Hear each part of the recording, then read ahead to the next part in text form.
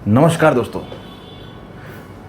तो कल थी दोस्तों 5 अगस्त का नाम आते ही, 5 अगस्त का जिक्र होते ही क्या चीज़ याद आती है? हाल फिलहाल में राम मंदिर, अयोध्या में राम मंदिर का शिलान्यास और 5 अगस्त में ही 370 धारा का हटना। तो इस 5 अगस्त के महत्व को जब इस सरकार बताना चाहती है, दिखाना चाहती है, लोग किस तरीके से याद रखें 5 अगस्त को, तो वहीं पर कल ये 5 अगस्त पे काला दिवस मना के कहीं ना कहीं वही संजोग और प्रयोग वाला किस्सा कर दिया गया कांग्रेस पार्टी द्वारा। दोस्तों, किस तरीके से काला दिवस मनाने की कोशिश की गई, ईडी के लिए इनका ये खेल महीने से ज़्यादा हो गया चलते हुए, और कैसे कैसे ड्रामे हो रहे हैं।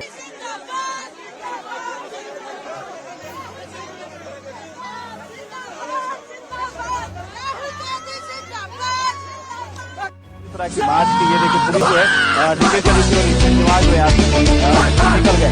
तो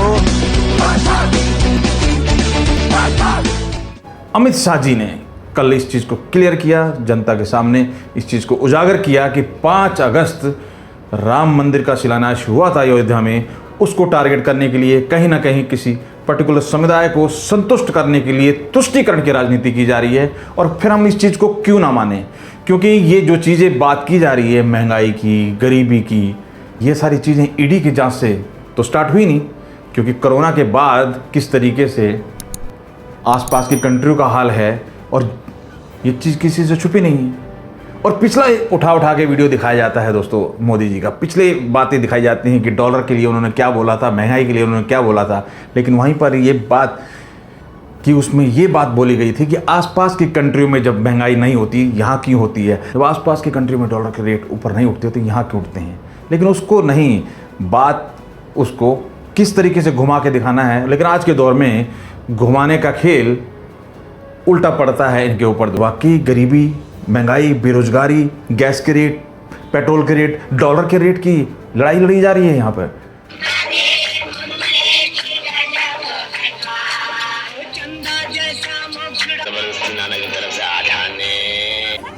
हम लोगों के कपड़े फाड़ दिए, मुझे किसी का ये अंगोछा लेके ओढ़ना पड़ा क्योंकि हमारे कपड़े फट गए। हमें बस में अज्ञात लोकेशन दिया जा रहा है।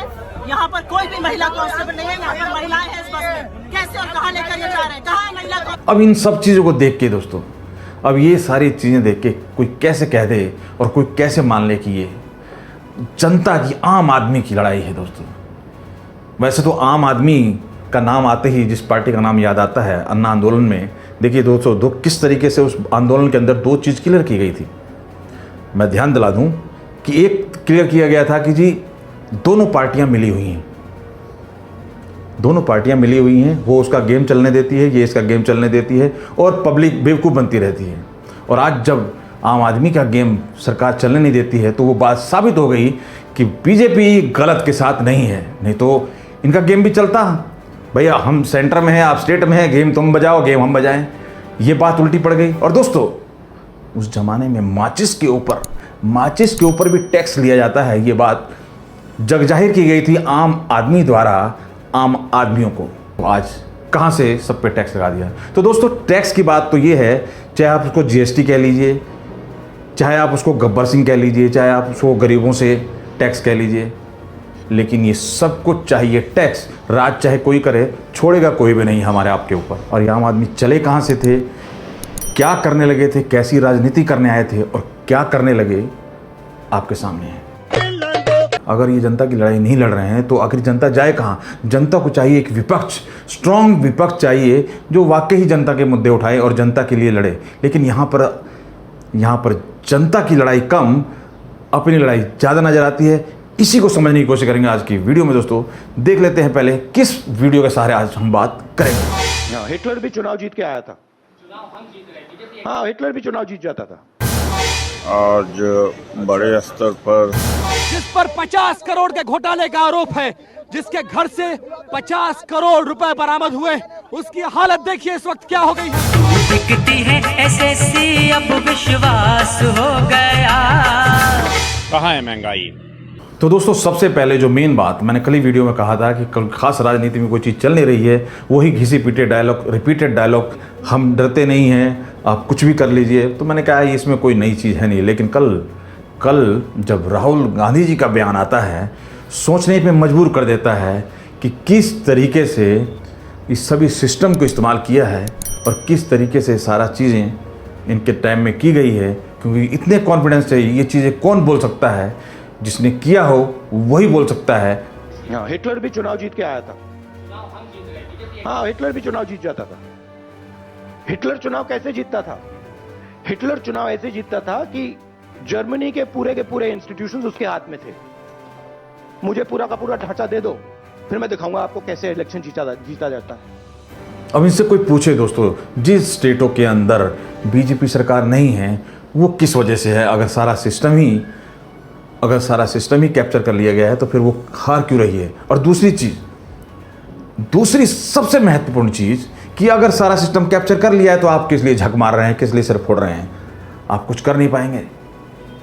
तो खैर दोस्तों, राजनीति अपनी जगह है, लेकिन हम और आप समझने की कोशिश करते हैं कि वाकई हमारे लिए विपक्ष है भी कि नहीं है, और ये जनता को बेवकूफ़ बनाने की राजनीति जो की जा रही है इनके द्वारा, ये हमारे आपके किसी काम की है भी कि नहीं, और हमारी लड़ाई आखिर लड़ेगा कौन? अब इन साहब को देख लीजिए, मल्लिकार्जुन साहब, ये अकेले एक एम्प्लॉय बताए जा रहे हैं जिसके ऊपर विवाद हो रहा है, जो ईडी की जांच हो रही है, उस कंपनी में अकेले एक एम्प्लॉय इनको बताया जा रहा है, और इनका जलवा देख लीजिए दोस्तों। तो कल किस तरीके से इस चीज़ को समझाने की कोशिश की गई इनके द्वारा कि ये बहुत जनता की लड़ाई लड़ रहे हैं, गरीबी की लड़ाई लड़ रहे हैं, बेरोजगारी की लड़ाई लड़ रहे हैं। इसके दौर में ज़माना कहाँ से कहाँ पहुँच गया, और ऐसी टेक्निक मैं आपको दिखाता हूँ।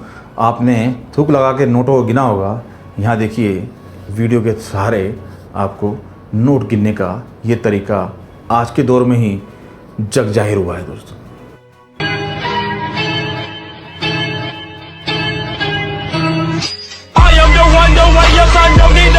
मीम है ये, वैसे मजाक है, किस तरीके से जोड़ के लोग क्या क्या दिखाने की कोशिश करते हैं। आपको सच्चा प्यार मिला अभी तक? सच्चा? हमें तो झूठा भी नहीं मिला। झूठा प्यार भी नहीं मिला? हमारे घर तो रिश्ते वाले आते हैं, बोलते हैं लड़का दिखाओ, लड़का दिखाओ, बोलते हैं डॉक्टर को दिखाओ। ये तो चल रहा है दोस्तों मीम सोशल मीडिया के ऊपर तमाशा, क्योंकि खेल कर रही है राजनीतिक पार्टियां और खेल कर रहे हैं आईटी सेल के ऊपर भी लोग लगे हुए हैं, सब अपना अपना गेम चलाने में। इतना मुँह की खानी पड़ रही है, इतना सब कुछ हो रहा है, इतनी लातें पड़ रही हैं, लेकिन इनके पास कोई ऑप्शन बचा भी नहीं है दोस्तों, इग्नोर करने के सिवा। तो ये तो है दोस्तों कांग्रेस पार्टी का रवैया, जो कि काफ़ी प्रयास कर रही है कि वो अपने ईडी और अपने ऊपर होने वाली जांच और अपने होने वाले खुलासे और जैसे जैसे शिकंजा कसता जा रहा है, और जो सिस्टम बनाया हुआ है, क्योंकि एक दौर था, एक टाइम था जब ये बात बोली जाती थी कि राज किसी का भी हो, सिस्टम तो हमारा है। लेकिन जब ये सिस्टम ही इनके सिस्टम को ठीक कर रहा है तो अब बौखलाहट होना स्वाभाविक है दोस्तों। तो सदा मदा के लिए तो कोई ना रहा है और ना कोई रहेगा दोस्तों। अब मैं दोस्तों उस बात को साबित करता हूं जहां पे मोदी जी ने कहा कि पकौड़े तलिए। हाल ही में दोस्तों एसएससी घोटाला का खुलासा हुआ, नोटों को रद्दी के रूप में दिखाई दिया गया।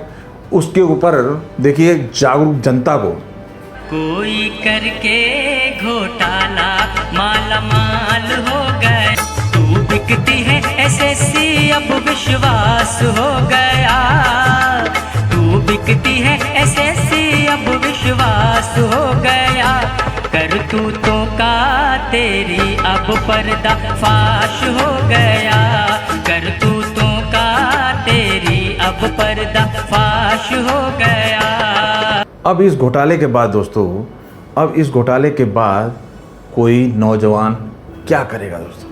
वो पढ़ाई छोड़ के कढ़ाई उठाएगा कि नहीं उठाएगा? छोड़ पढ़ाई पकड़ लो कढ़ाई, मिलकर तलो पकौड़ा, छोड़ पढ़ाई पकड़ लो कढ़ाई, मिलकर तलो पकौड़ा। तो ये तो है कारण दोस्तों, यही कारण है जब मोदी जी ने कहा था कि पकौड़े तलिए, क्योंकि ये साम्राज्य जो है वो एक दिन में ठीक होने वाला नहीं है दोस्तों। आम आदमी ने ही रिश्वत खिलाई है और आम आदमी ही इसके दुष्परिणाम को झेलता है दोस्तों। लेकिन इन्होंने कितना ही घोटाला किया दोस्तों, सुखी ये भी नहीं है। जरा उनका भी हाल देख लीजिए, जिन्होंने ये किया आज वो क्या हालत है उनकी। जिस पर 50 करोड़ के घोटाले का आरोप है, जिसके घर से 50 करोड़ रुपए बरामद हुए, उसकी हालत देखिए इस वक्त क्या हो गई है। 50 करोड़ रुपए, दर्जनों फ्लैट, जमीन, गाड़ियां, आलीशान मकान। और ये देखिए, तो ये मोदी सरकार के ऊपर अटैक जरूर करते हैं, लेकिन ये विपक्ष जो इतना असहाय है, जो इतना बौखलाया हुआ है, उसके कर्म को देख के कोई कैसे विश्वास कर ले कि ये आम जनता की लड़ाई लड़ रहे हैं। दोस्तों, ये एक वीडियो वायरल हुआ था। ये नाम है मैडम का, महुआ मोहित्रा, टीएमसी की नेता। इनका देखिए, ये अक्सर आपको फाइट करती हुई दिखाई देंगी। वैसे विवादित बयानों के लिए जानी जाती हैं। हमेशा इन्होंने सीलिंग के ऊपर जो विवाद हुआ था उसके ऊपर भी इनके उलझुल बयान आए थे, और अक्सर इन्होंने उलझुल बयानों के लिए ख्याति पाई हुई है। और इनका देखिए किस तरीके से, कैसी बारीक चीज़ों को भी ये गोदी मीडिया जिसको कहा जाता है वो निकाल लाता है। इनकी किस तरीके से लाखों के बैग को छुपाने की कोशिश की जाती है इनके द्वारा, जब गरीब बेसहारा मजलूमों की बात रखी जाती है। व्यक्त करती हूँ कि देर आए पर दुरुस्त आए। महंगाई एक बहुत अहम मुद्दा है जो आज की जनता पर, भारतवर्ष में हर जनता का। तो ये तो हाल है दोस्तों इन गरीबों की लड़ाई लड़ने वालों का। लाखों करोड़ों में खेलते हैं और इनका जलवा और खुलिया और ऐशो आराम इनकी देख लीजिए। आम आदमी की लड़ाई लड़ते लड़ते कोई कहां से कहां पहुंच गया, अब ये बात किसी से छुपी हुई नहीं है। दोस्तों, कहाँ है महंगाई? मैं तो मोदी सरकार से ये गुजारिश करूंगा भी पेट्रोल और डीजल का रेट 2000 रुपये लीटर कर दे। 2000 रुपये लीटर तेल कर, लोगों की गाड़ियां साइड में लगेंगी हमारी। और गरीब आदमी की लड़ाई दोस्तों, एक गरीब आदमी लड़ सकता है। आप देख लीजिए, एक गरीब आदमी, और उसके पास मेहनत के अलावा कोई अल्टरनेट है नहीं, और वो अपना मेहनत से रास्ता निकालता है।